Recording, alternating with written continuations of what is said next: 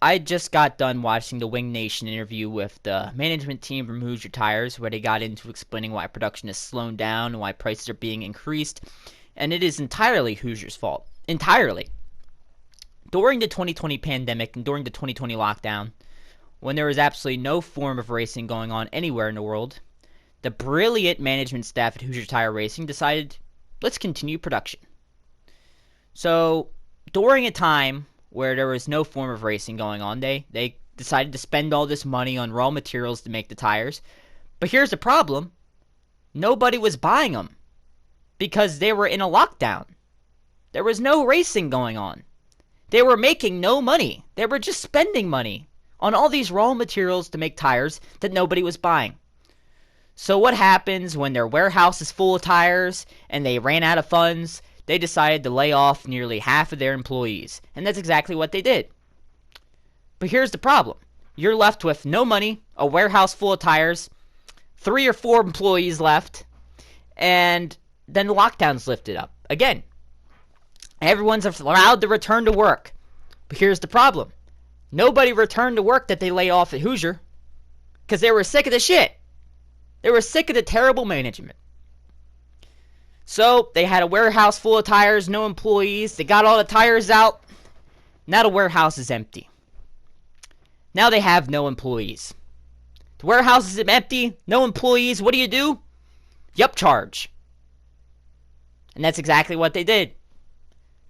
No employees is why production is slowed down. And the prices increase is because they needed money to afford the employees.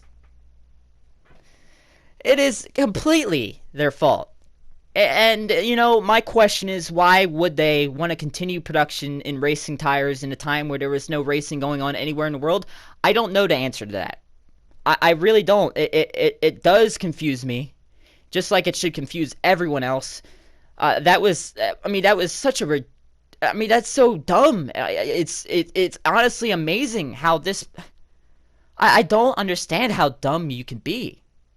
How can you be this stupid and somehow still be in control of a company? I don't know. But here's what I suggest to any racing organization that sanctions and that only sanctions Hoosier Tires to lift it up.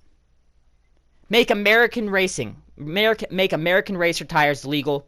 Make every form of dirt racing tires legal for dirt racing, or any kind of tire legal for racing. Stop this. Hoosier Tire does not deserve as much recognition as it gets. And Brent Marks, after he won his first Outlaw Race of the Year at Devil's Bowl just last weekend, he made a statement. He took off the Hoosier Tire neckband. He took off the Hoosier Tire decal on his car, and he had a silent protest. And I respect him for doing so, but guess what, Brent? I'm not the silent type.